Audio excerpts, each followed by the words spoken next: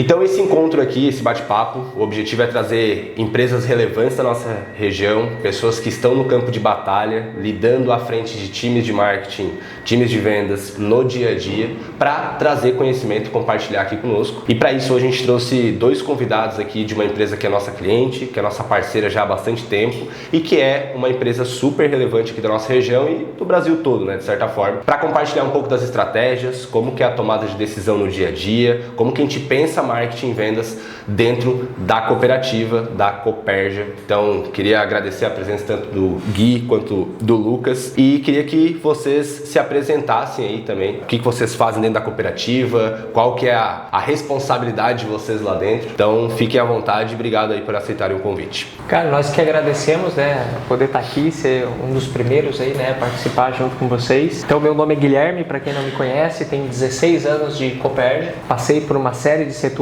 lá dentro da cooperativa, dentre eles o marketing, mas hoje estou à frente do comercial da cooperativa, especificamente no que diz respeito à indústria de alimentos, né? Nós temos a marca Caçarola, que é uma força nacional, né? Então a nossa frente hoje lá dentro da cooperativa, tanto minha quanto o Lucas mais à frente do marketing, né? Estamos mais relacionados a esse segmento de negócio dentro da cooperativa, que é a indústria de alimentos, né? Do Caçarola, Dona Elza, Naturize. Nossa xícara aqui? É isso aí. Aí. Vai conversar um pouquinho sobre as marcas, né? Mas, cara, agradeço pelo convite de poder estar aqui com vocês, é um prazer enorme. Ótimo, obrigado. Eu me chamo Lucas, hoje eu estou fazendo a frente da área de marketing, também da parte de alimentação humana da Cooperja. Eu estou há 3 anos já na cooperativa, trabalhei já com o Gui no time de marketing para a cooperativa como um todo. Agora a gente está mais voltado para a área de alimentação humana, como o Guilherme comentou. E é um prazer poder estar aqui e compartilhar um pouquinho da nossa experiência, do nosso dia a dia, dessa marca incrível que a gente tem.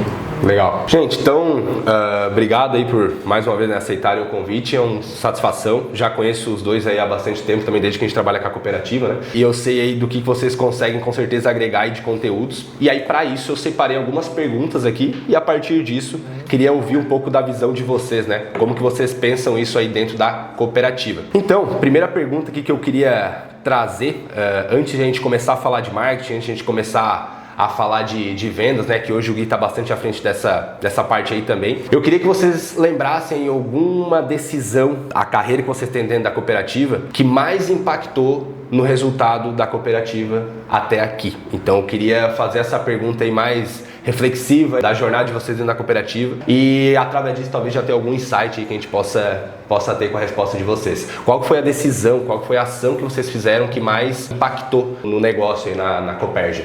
Ok. Cara, eu acredito, não sei se o Lucas concorda, né, mas eu acredito que seja a virada de marca que foi feita para o Caçarola, né? Porque assim, a gente está num segmento, né, o nosso principal produto é o arroz. Ok. E o arroz é uma commodity, uma das clássicas, né, mais básica que tem. Nós temos visto aí uma transformação no consumo, na maneira de como esse produto tem se comportado dentro do varejo. Se tu for pegar um retrospecto histórico, tu vai perceber que, no geral, esse tipo de coisa, esse tipo de commodity, ao longo dos anos, a variação e a diferenciação técnica do produto mudou muito. Então lá no passado era comum, por exemplo, tu encontrar 2 tipos de arroz, A e B, e tu perceber uma diferença técnica grande. Esse aqui tá muito mais inteiro, mais branquinho, mais, né? E aí a nossa maneira de comunicar precisou evoluir para que a gente pudesse estar também agregando o valor de uma outra maneira. Se tu pegar exemplos clássicos, né? Eu sempre cito o exemplo do Omo, né? Sim. Que o Omo, lá no início, o Omo surge como uma única solução. A comunicação deles era de novidade, né? Um novo produto que lava mais fácil, Curva do produto. Começa a surgir concorrentes. Aí ele começa a mudar a comunicação para um apelo mais técnico. O meu deixa 2 vezes mais branco, lava 2 vezes mais fácil. Só que chega um momento que Omo, Ariel, está tecnicamente tão parecido que a diferenciação não pode mais ser técnica. Então tu tem que começar a trabalhar marca e principalmente tu tem que começar a trabalhar aspectos relacionados ao emocional, né? Então aí tu vai ver o Omo, por exemplo, falando assim, se sujar faz bem. Então já é a criançada que está lá na rua se sujando na lama. Então a mensagem já não é mais técnica porque não tem essa diferença técnica grande.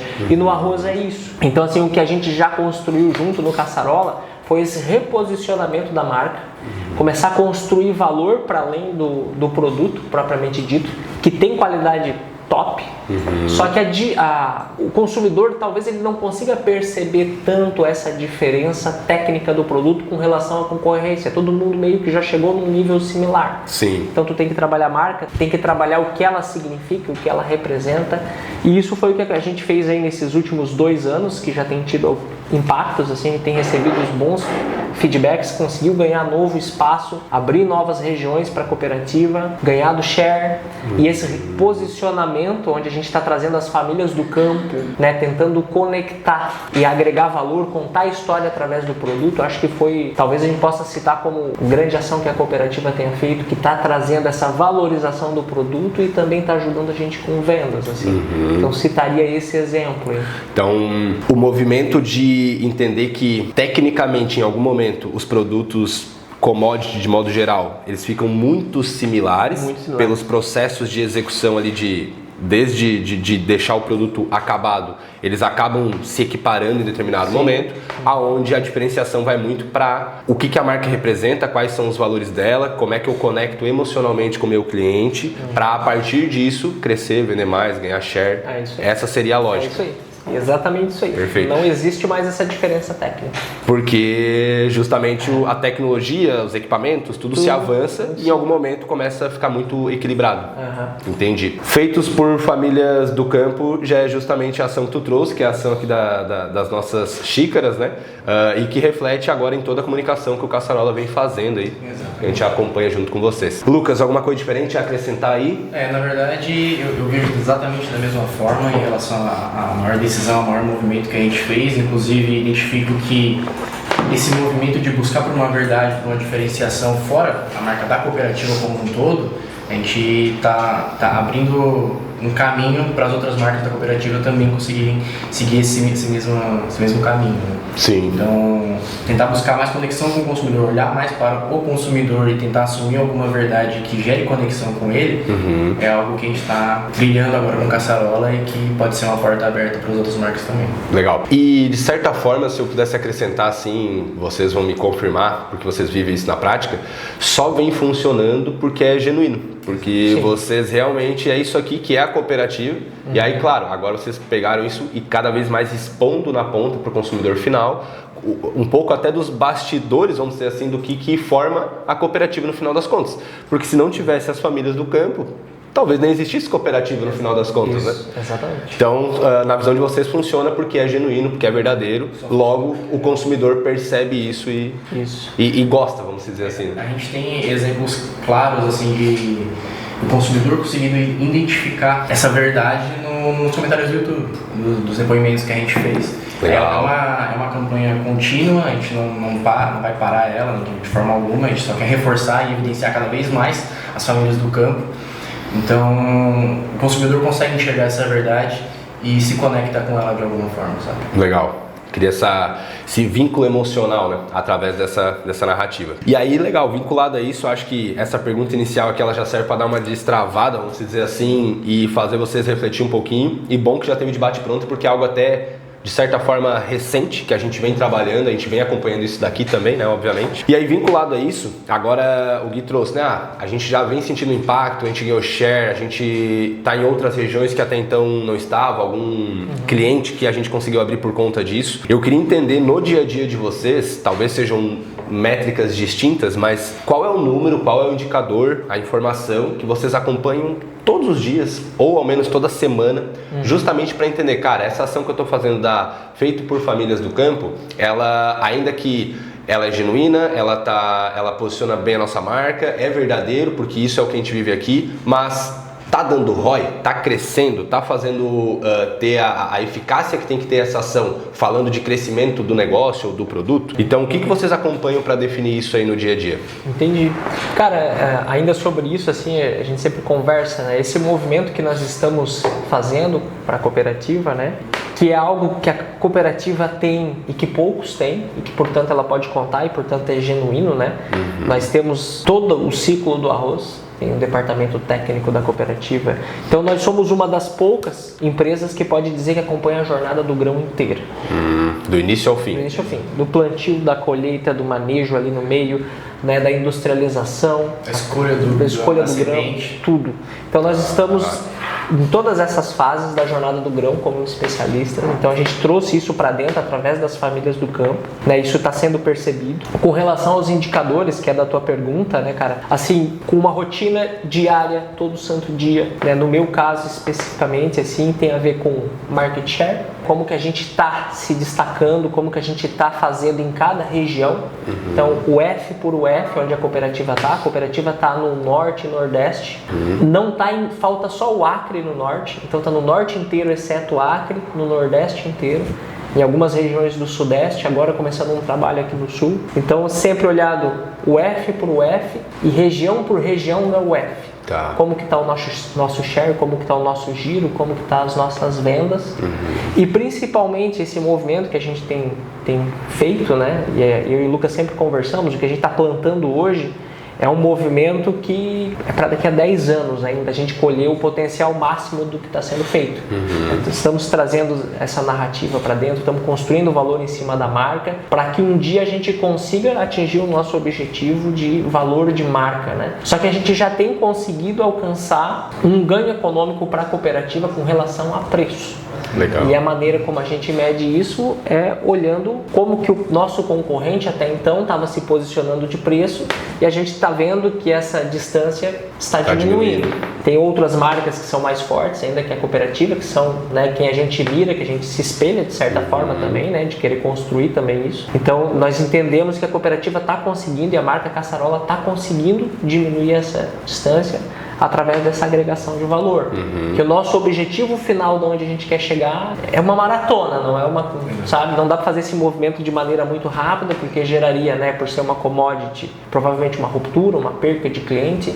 E inclusive a gente entende que quando a gente chegar nesse objetivo, a Dona Elza, que é a nossa marca, a nossa segunda marca, vai vir suprir essa lacuna que o Caçarola vai deixar. Vai vir junto, né? Vai vir acompanhando. junto. Vai acompanhar o outro, porque o Caçarola vai começar a se descolar para uma nova realidade, para um novo público, provavelmente. Sim. E o Dona Elza vai vir para abraçar. E isso também fez a gente começar a trabalhar em falar sobre a cooperativa no produto. Essa conexão dos produtos. Né? Aliar as marcas, de certa forma. Marcas. Legal, legal. Quando tu vai para a região norte, nordeste, ninguém conhece Cooperja.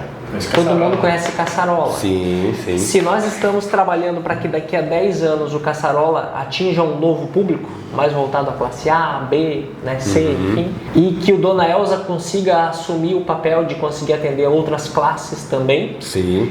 a gente precisa ter um ponto de conexão entre Caçarola e Dona Elza. E é através da marca Cooperja, que agora está chancelando todas essas marcas, que a gente quer fazer essa conexão. É o grande guarda-chuva. É o grande guarda-chuva para permitir lá na frente a gente fazer essa conexão também. Legal. A gente tem trabalhado assim. Mas respondendo a tua pergunta, os indicadores principais do dia a dia são esses. Assim. Entendi. Preço de concorrência, market share, margem, né? Se a gente está conseguindo trabalhar com boa margem naquela região, positivação de mix também, né? Estamos ampliando o mix da Caçarola agora também. Legal. Então tudo isso é levado em consideração e olhado alguns desses indicadores diariamente, outros semanalmente. Para saber se a gente está indo para o caminho certo, né? Então é um vínculo de posicionamento, marca, narrativa, design, amarrado por indicadores claros de crescimento, como esses aqui que tu citou agora. Entendi. Legal. E a gente vê que Caçarola é uma marca barra um dos produtos da cooperativa, mas tem outras coisas andando em paralelo que complementam toda essa estratégia para que ao decorrer do tempo essas coisas meio que já estão muito conectadas, mas vão se conectando ainda mais. Uma troca de bastão mesmo, onde um produto, uma marca está fazendo uma transição aos poucos, até mesmo de público, pela narrativa que vem construindo, e uma outra marca, um outro produto vem assumindo aos pouquinhos esse espaço que ele já ocupa, tudo através de um grande guarda-chuva, que é a cooperativa, que é a Cooperja. Conseguindo ocupar uma parcela desse espaço que a gente tem como consumidor e atendendo a maior quantidade de consumidores e suas diferentes realidades e diferentes momentos da vida também. Sim, sim. E no teu dia a dia, Lucas, tem alguma, além dessas que o Gui trouxe, né? Alguma outra métrica, alguma outra informação que tu tá sempre de olho? Eu vejo, às vezes, aí, conversando com o João, né? Eu quero saber, esse tempo a gente fez testes de embalagem para ver a parte estética, o que além de métricas realmente comerciais, margem, venda, market share, além disso, o que tu olha aí no dia a dia? No dia a dia, o que eu mais acabo acompanhando é em relação à nossa rede social, desenvolvimento, crescimento da rede social, feedback que a gente recebe lá, então depoimentos que a gente tem, tanto nos comentários do YouTube, comentários do Instagram, comentários do Facebook, isso eu acompanho diariamente. E fora isso, tem acompanhamento direto, a gente trabalha muito conectado em Gui, então a gente tem essa troca de informações em relação ao mercado, o que está acontecendo, o que está faltando em algumas regiões que a gente precisa investir mais lá. Então, essas são as principais métricas e os principais indicadores que a gente tem no nosso dia a dia. Legal. Então, acaba que aos poucos vai se dividindo bem naquela pirâmide que a gente conhece, que é estratégico, tático, operacional, né? Então, cada um vai olhar um indicador ali que vai complementando toda a estratégia para ver se a gente está no caminho certo ou não ali daquilo que a gente está realizando. Legal, gente, porque aonde tem uma barreira de entrada menor, basta que a gente tenha os mesmos equipamentos, a mesma tecnologia, etc. Ainda que a cooperativa seja uma das únicas que vai do início ao fim desse processo, mas além disso entra muito em aspectos realmente aí de comunicação, de narrativa, de design, de valores, né? A gente olha para o arroz tipo 1 hoje, lógico, né? Alguns vão ter as suas diferenças entre si, que vão conseguir um ter um pouquinho mais de qualidade, outro um pouquinho menos, mas como um todo já existe muito construída essa categoria de arroz tipo 1. Sim. Então realmente a disputa deixa de ser sobre o quão melhor é o teu produto e passa a ser mais pela tua marca, pela conexão que tu tem com o consumidor, pelas experiências que tu promove para ele, se tu consegue se conectar com o que ele acredita de fato. Começa a ir mais para esse lado mesmo. A gente começa a sair até de uma comunicação racional, técnica, como o Gui mesmo falou, e vai para uma comunicação puramente emocional, né? Se conecte comigo por conta desse motivo, vamos dizer assim. Eu vejo que as grandes marcas, eu cito sempre o exemplo da Nike, da própria Apple, né? Elas são grandes gestoras de marca, porque na prática todas elas produzem na China, trazem o produto ali que tecnicamente é possível de se copiar 99% do produto, só que o que elas são muito boas? Gerindo a marca, fazendo a Nike lá, né? Desde quando começou a trazer o Michael Jordan da vida, foi todo aquele trabalho. Então, tênis é tênis, só que com uma narrativa muito bem embalada por trás, eles conseguem ter um ticket diferente, uma marca singular. Então eu vejo que cenários completamente diferentes com os desafios muito semelhantes, né? De conseguir pegar o produto que tecnicamente tem suas diferenças, mas principalmente aos olhos do consumidor que é mais leigo sobre o assunto, ele não vai ter tanta visão assim. Agora, na comunicação e como que a gente distribui toda essa informação até chegar no consumidor, é onde vai ter o maior diferencial de vocês. Sim, e ainda mais quando a gente olha, por exemplo, o produto, ele pode ser semelhante, mas o resultado que ele gera, ele é diferente. Então, a gente não é uma empresa privatizada, a gente tem benefícios que a gente gera, que a gente constrói, por conta de ser uma cooperativa. Legal. Então é uma realidade diferente que a gente também precisa comunicar para que as pessoas entendam o que elas estão construindo ao consumir caçarola, por exemplo. Com certeza, com certeza. Isso até a gente conversou em alguma das nossas reuniões já, né? Perfeita colocação. Até tinha pensado aqui em trazer esse questionamento para detalhar um pouco melhor, né? Porque quando eu vou lá e compro um arroz de uma empresa privada e que tá super ok, o cara criou uma empresa para ter lucro lá, ele tem que fazer o processo dele. Mas no caso da cooperativa, e a nossa região é muito forte em cooperativismo, em associativismo, o estado todo, na verdade, isso volta, né, para a nossa região aqui, volta para o produtor, para o cooperado da Cooperja. Então, eu acho que é até interessante vocês darem uma aprofundada um pouco nisso, assim, como é que funciona esse processo hoje. O cara foi lá, comprou, a cooperativa conseguiu vender o produto dela, no final do ano lá vocês fazem uma análise desse orçamento, se redistribui isso ou não, é reinvestido em novos projetos. Eu sei que vocês têm projetos também com crianças lá, né, com o pessoal que é jovem, filho de produtor. Sim. E tudo mais. Como que funciona um pouco dessa dinâmica, assim? A cooperativa ela se preocupa com a sucessão, tanto da própria cooperativa, né, o nosso presidente sempre tem essa preocupação, né, que tenham sucessores para tocar a cooperativa. Legal. Mas também trabalhar na sucessão no campo, né, para que os nossos associados, né, que vão eventualmente passar o bastão, né, para os filhos, para as filhas, né, para tocar a propriedade. Então a cooperativa tem trabalhado nessas frentes, com esses programas. A gente chama de Cooperja do Amanhã. Legal. Então ele tem um caráter tanto com os colaboradores, quanto também com os cooperados. Nos cooperados ele se divide em 3 frentes, que são os jovens, de 15 a 18 anos. E geralmente uma fase da vida que a gente está tentando se descobrir o que quer, o que é não da vida, quer, né? E a ideia realmente é essa, mesmo que seja para que no final desse curso que a cooperativa faz, dessa capacitação, o jovem ali chegue na conclusão de que não é para mim o agro. Tirei a dúvida. Mas ao menos ele se expõe a essa situação, né? Mas o que a gente tem encontrado geralmente é exatamente o oposto. O rapaz, a menina, enfim, entendendo o potencial, porque ele tem uma empresa na mão, né? Uma empresa a céu aberto, né? É um empreendedor rural. Então está se vendo de uma maneira diferente, está entendendo o potencial que tem naquilo ali, ao mesmo tempo que os pais também estão entendendo o papel deles na sucessão, né? Porque de repente, se o pai tem um perfil mais restrito, não passa tanto confiança para o filho ou para a filha para tocar, né? Não dá a possibilidade da gestão, centraliza muito, isso vai desestimulando também. Então o programa ele trabalha não só o jovem, mas também as famílias, né? Para que tenha esse estímulo e tudo mais. Então tem nos jovens e tem nos líderes também. Os líderes são de 18 para cima, né? E geralmente já são cooperados esses jovens, né? Certo. Entendem mais sobre a cooperativa e sobre também, né? A gente tenta cada vez mais somar com eles, né? A cooperativa como um todo sempre foi isso e acho que está na filosofia da cooperativa. Se tu for olhar historicamente desde lá de 69, cada movimento que a cooperativa fez foi voltado para o agroprodutor. Sempre foi.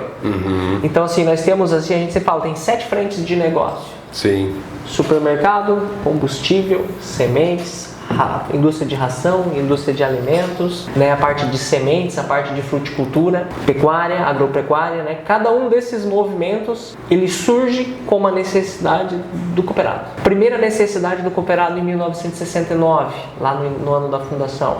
Nós não temos aonde armazenar grão. Primeiro movimento da cooperativa, silo de armazenamento. Segunda necessidade do cooperado, precisamos agregar valor, precisamos vender melhor o produto. Indústria para beneficiar o grão, não vai mais vender ele na casca. O produtor tem outra necessidade agora, precisamos comprar insumos, precisamos usar a força do coletivo para ter poder de compra. Loja agropecuária, que você citou. Então cada movimento, semente, departamento técnico, combustível, cada movimento que a cooperativa fez dentro dessa filosofia é para atender uma necessidade do cooperado. Né? E a sucessão também é uma. Então, criou-se ali um ecossistema em torno do associado, sabe? Cada movimento da cooperativa foi pensando nisso. Legal. Então, essa filosofia que rege muito a cooperativa. Então, por isso tem também tanta preocupação com a sucessão, né? Sim, tudo isso. Porque tudo isso cairia por terra caso a gente não olhasse para o futuro ali e construísse essa sucessão da melhor maneira possível. Né? E essa sucessão já acontece, né? A gente tem gerações que trabalham na cooperativa que já passaram esse bastão algumas vezes, né? Sim, porque desde 69, citou? 69. Então a gente estava conversando isso na última reunião ainda, né? Da questão de todos os negócios foram se construindo ao redor do que é a dor do cooperado neste momento. Então, aos poucos foram nascendo várias linhas de negócio de acordo com essas necessidades. Né? Eu tenho um bisavô que era fundador, para ter uma ideia. Então, olha quantas gerações já atravessou. Bisavô? Bisavô. Então o quê? 4 gerações? Bisavô, avô, pai. Não é o único assim na cooperativa. Eu imagino. Na cooperativa tem outras pessoas que também têm essa mesma realidade. E que transitam entre, às vezes, trabalhar na cooperativa e trabalhar com a cooperativa, exatamente. São 3.000 famílias envolvidas com aquela ideia que é a Cooperja, sabe? Tu vê, né? E a força que o cooperativismo vai tomando, né? A proporção que as coisas vão tomando. De uma união bem estruturada, vamos dizer assim. Legal. Voltando aqui pro nosso tópico, falando da parte de vendas, mas eu acho que era super relevante esse adendo aqui, falando um pouco mais do cooperativismo, porque realmente tem total diferença o impacto pós-compra. O consumidor comprou, depois isso tem um impacto totalmente diferente aqui no nosso caso, né? Mas eu queria fazer uma pergunta para você sobre gestão, marketing, vendas, mas como que vocês definem, como que vocês gerem e como que vocês distribuem orçamento de marketing, orçamento comercial no dia a dia? Isso é definido da diretoria e chega para vocês depois? Vocês participam dessas reuniões de tomar essas decisões e a partir daí vocês tomam total responsabilidade por essa distribuição e gestão? Como que isso é feito na prática? Certo. Na prática, assim, a cooperativa todo final de ano, novembro, geralmente começa a fase de planejamento orçamentário. Legal. Então todas as lideranças da cooperativa começam a trabalhar e começam também a estimar os custos, né, os investimentos e tudo mais dos projetos que vão se tocar no ano seguinte. Ok. Geralmente tem uma autonomia no sentido de constrói o projeto, o custo desse projeto leva para a direção e a direção vai aprovando ou reprovando. Esse projeto legal, tem um retorno do investimento interessante, vamos fazer isso aqui, isso aqui, isso aqui. E todo projeto precisa estar alinhado com o objetivo macro que tem na cooperativa, de metas que precisam ser alcançadas até um período específico. Sim, sim. No nosso caso, parte desse orçamento ele vai para a marca, principalmente nesse novo trabalho que a gente tem feito, mas uma fração também importante desse orçamento tem ido, de certa forma, para a inovação. Legal. Então, vamos testar um novo produto, né? A gente tem trabalhado muito no Caçarola nisso, assim. Eu e o Lucas sempre conversamos e a gente tem percebido 3 movimentos principais que estão transformando o varejo alimentar. Ok. Primeiro, mudança cultural. As pessoas estão com uma vida mais corrida, tem a urbanização. Então, a busca por praticidade na alimentação cresceu muito. As pessoas não têm talvez mais tanto tempo para cozinhar. O cozinhar ele já virou um ritual mais, sabe, já Sim. quase como hobby muitas vezes, né? Claro que tem realidades e realidades, mas a gente percebe essa crescente busca e de mundo mais acelerado mesmo. Então Sim. tem uma mudança cultural forte. Tem uma outra mudança que a gente tem observado também que tem a ver com nutrição. Saudabilidade. Então, assim, cada vez mais procura por alimentos proteicos, cada vez mais procura por alimentos low carb, né, voltados ou outros voltados para a saúde. Tem essa questão, né, das canetas emagrecedoras, querendo ou não, também afetam de certa forma o varejo alimentar. Então tem essa busca também, essa mudança nutricional acontecendo, o se alimentar não só para se alimentar, mas com um propósito de saúde por trás. Até consciência de restrições alimentares que a pessoa pode ter, né, em relação à lactose, em relação a glúten. Então a consciência dessas restrições estão ficando cada vez maiores. Sim. As pessoas estão mais conscientes sobre isso. Sim. E uma mudança também econômica, assim, né? Então, recentemente aí, né, teve essa isenção na questão dos impostos, né? Aumentou a faixa de isenção. Isso, em teoria, deixa a classe média com um pouco mais de dinheiro para consumo. Poder de compra. O poder de compra aumenta, mas esse poder de compra ele não tá sendo refletido tanto no varejo alimentar. Esse dinheiro está indo para outras coisas. Cara, cada região tem uma situação diferente. As bets são uma situação que cresceu bastante também e que afeta a gente também de certa forma.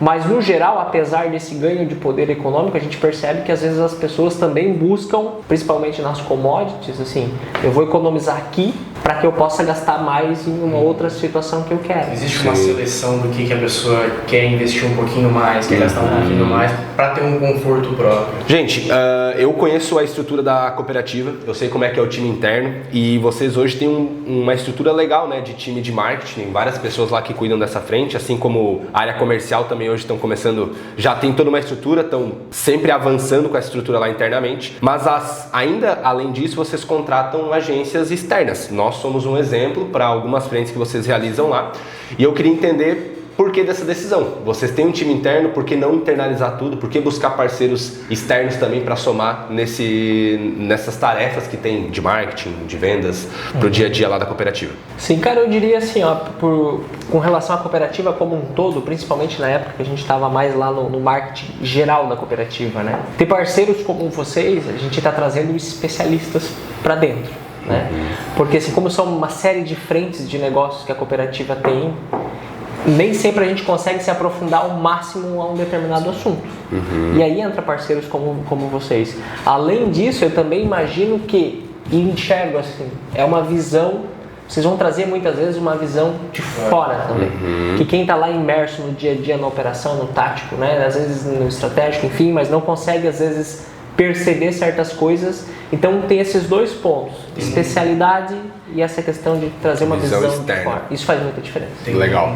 Já é enviesado, né? Já vê de certa forma, algumas coisas a gente não vai conseguir visualizar da mesma forma que alguém que está chegando agora ou alguém que não está no dia a dia lá dentro. E eu identifico mais um ponto ainda. A gente tem também a divisão de risco, né? Que diminui o risco de algumas coisas ficarem presas em alguns profissionais. E existe rotatividade normal, como toda empresa tem. Sim. Então, quando a gente vincula alguns conhecimentos com outras empresas, a gente mantém essa saúde do negócio, a saúde da marca, de manter por um tempo maior alguns conhecimentos que não podemos ser. Não fica tão vulnerável a uma única pessoa, um único, entende? Exemplo, digamos que amanhã o Guilherme saísse. Se ficasse todo o conhecimento preso nele sobre o que é caçarola, ferrou pra gente. Então a gente dividindo isso aí, tanto né, com a equipe interna, com outras agências, a gente consegue dividir esse conhecimento e manter a marca durante mais tempo também com essa base. Legal. A gente falou então de como que vocês têm esse time, essa distribuição, como que vocês fazem a gestão do orçamento e como que vocês priorizam canais, seja eles de vendas, seja eles de marketing, quando vocês vão para o mercado com o orçamento que está definido, como é que vocês priorizam esses canais? Certo, no caso do comercial, né, existem canais que a cooperativa já explora há muito tempo, que já são consolidados, né? Então, Brasil afora, geralmente os canais de venda vão estar mais voltados ao cash and carry, aos hipermercados, aos distribuidores. O foco da cooperativa está mais assim. Isso tem a ver também com a distância geográfica. Sim. Vou dar um exemplo. Nós somos a marca número 1 no Manaus, lá no Amazonas. Olha a distância que é isso aí. Porém, a gente é a marca número 1 através dos parceiros que lá estão. Distribuidores, né, os atacados, os atacarejos e tudo mais. Nós não conseguiríamos fazer comércio com um pequeno varejo lá. Então, por exemplo, o pequeno varejo hoje é um canal que no Manaus é impossível. Né? Não tem estrada para chegar lá, é rio, então tem que ser container fechado. O pequeno varejo nem tem condições de comprar container fechado. Então, é um exemplo. Então, o nosso canal está mais voltado ali. Um outro canal que a cooperativa abriu recentemente é a venda indústria para indústria. Por exemplo, farinha.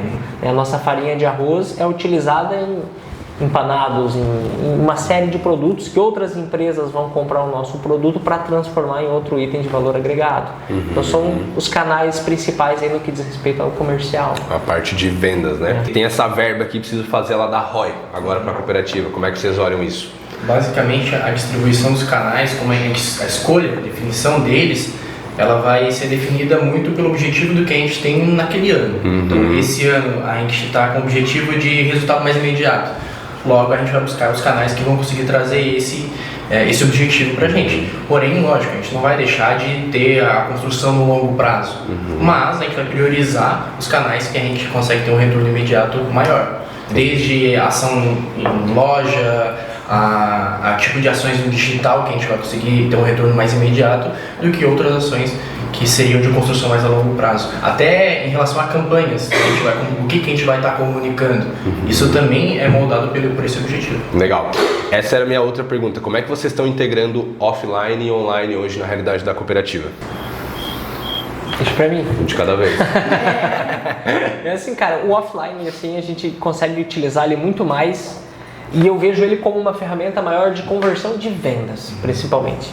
Então o offline ele vai estar muito presente no PDV, né? Materiais dentro da área de venda, trade. Então o trade, cara, vai ter materiais, vai ter de um adesivo de chão a um Mubler, a um mobile, enfim, coisas que vão ajudar a gente. A mídia online eu vejo mais como um caminho bem importante também para contar a história e para trazer as pessoas para consumir com a gente. Mas a conversão propriamente dita mais acontecendo no offline.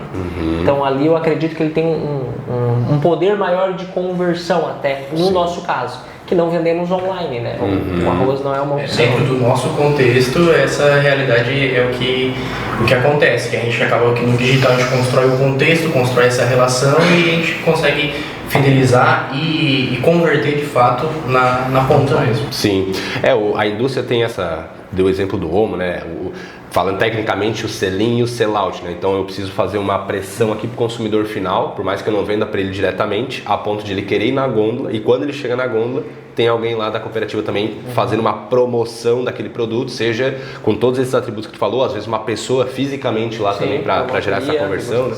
Comprar frentes, né? Ponto de gôndola, ponto extra, ilha, esse tipo de situação é tudo aquilo que uma coisa vai complementando a outra, pelo menos é o que a gente vem vivenciando também junto com vocês aí dentro dessa estratégia. Até quando a gente precisa fazer manutenção de alguma região, também acontece. Unem essas duas forças, vamos dizer assim, né? E, gente, chegando aqui então no final, eu queria fazer uma uma última pergunta para vocês, e aí trazendo um tópico que a gente, inclusive, há pouco tempo participou juntos aí de um evento, né, que foi o Empreende EC. Eu vejo que 99% das pautas lá era sobre inteligência artificial. Como que hoje vocês veem esse tópico e como que vocês estão aplicando isso dentro da cooperativa, na frente de comercial, na frente de marketing, na prática lá? Como é que vocês estão fazendo isso? Acredito que a maior aplicação na cooperativa hoje é mais ainda no setor de marketing, né? O Lucas vai comentar um pouquinho sobre. No caso do comercial, eu entendo que é uma oportunidade ainda não tão explorada, né? Nós temos, claro, o que todo mundo já tem, né? A gente tem uma boa organização dos dados que se convertem em informação, né? E aí usamos Power BI, usamos ferramentas para isso, e a tomada da decisão mais através do gestor, mais através nesse sentido. Então a IA nessa frente do comercial, ela ainda não está, é um campo a ser explorado pela cooperativa, é uma oportunidade.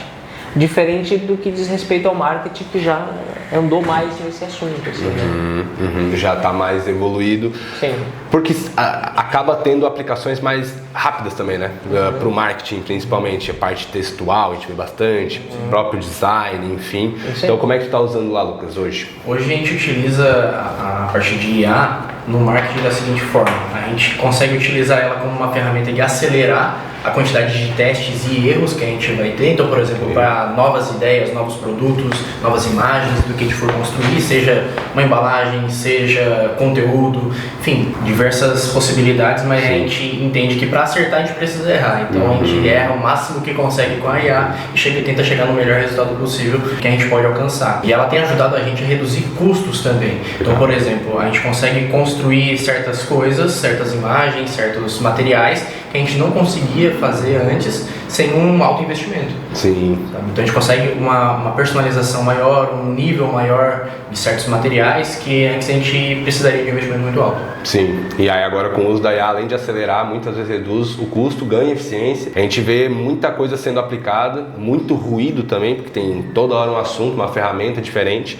mas sem sombra de dúvidas é uma coisa que já deve estar no pensamento de qualquer pessoa que toca qualquer departamento de uma empresa. Cara, o que eu poderia fazer que aqui com o IA que poderia acelerar ou reduzir custo, aumentar lucro? Expande os horizontes, né? A gente não se limita a testar só o que é mais convencional ou o que é mais prático, mais rápido por limitações que possam acontecer. A gente consegue testar muito mais ideias, uma quantidade muito maior de ideias, de possibilidades, que antes a gente precisaria de muito mais gente envolvida ou muito mais tempo disponível. Sim, então na prática hoje a aplicabilidade maior dentro da cooperativa vem sendo aumentar o volume de testes para conseguir mais rápido ter conclusões efetivas aí sobre uma embalagem nova, por exemplo. Assim como na parte comercial, na empresa como um todo, gestão de dados, análise, a gente vê que a IA ela entra muito forte nisso, né? A parte numérica, né? Então, aquilo que hoje a gente já tem para extrair já vem sendo usado dentro da cooperativa nesses dois formatos aqui. E óbvio, a gente sempre com o radar muito ligado, onde é que mais a gente pode estar incluindo isso. É isso? É isso. Outros setores da cooperativa avançaram um pouco mais. Enfim, tem uma série de outros setores que estão fazendo uso da ferramenta mais rápido. O comercial, eu diria que é um setor que ainda precisaria trabalhar nesse assunto. Sim, trazer sim. Esse ganho para dentro. Aqui também tem pessoal externo, tem várias regiões, né? Então, às vezes a curva de entrada, de aplicar é um pouco mais demorada, mas conforme vai avançando, gradativamente vai acontecendo também, né? Mas é uma realidade da cooperativa que ela vem se preocupando com isso, de tentar estudar, se aperfeiçoar e ver aplicações que a gente possa ter com o uso da IA. Ótimo, ótimo. Queria agradecer a presença de vocês, vim compartilhar e abrir a caixa preta aí por trás das estratégias da Cooperja. A gente conversa com bastante gente aqui, né, e a gente vê que cada contexto é uma realidade diferente, com problemas diferentes, com necessidades diferentes. Então a ideia desse bate-papo aqui é justamente trazer um contexto da cooperativa, do setor de arroz e outras, né, que a cooperativa atua, commodity, esses desafios todos. Então, com certeza foi super válido esse bate-papo e quem for ver aqui os conteúdos, com certeza algum insight consegue tirar para aplicar na sua realidade. Eu que vendo serviço, já consegui tirar alguns, então certamente, independente do contexto, a gente consegue extrair bastante coisa aqui dessa conversa. Queria agradecer vocês. Gui, alguma coisa a mais aí? Não, foi um prazer, obrigado pela oportunidade e obrigado pela parceria de sempre, né, cara? Obrigado. Então, estamos honrados em poder estar aqui. Imagina, cara, não é de ontem, né, Gui? Começamos já faz algum tempo aí, cara. Bah, fico feliz. Lucas, mais alguma coisa? Então seria isso, agradecer a oportunidade de estar aqui também, de poder estar tocando essa ideia, conversar e dividir esses conhecimentos. E é isso. Se eu primeiro de muitos. Em breve vem novos episódios aí pra gente compartilhar conhecimento de quem é da nossa região e de quem tá no campo de batalha.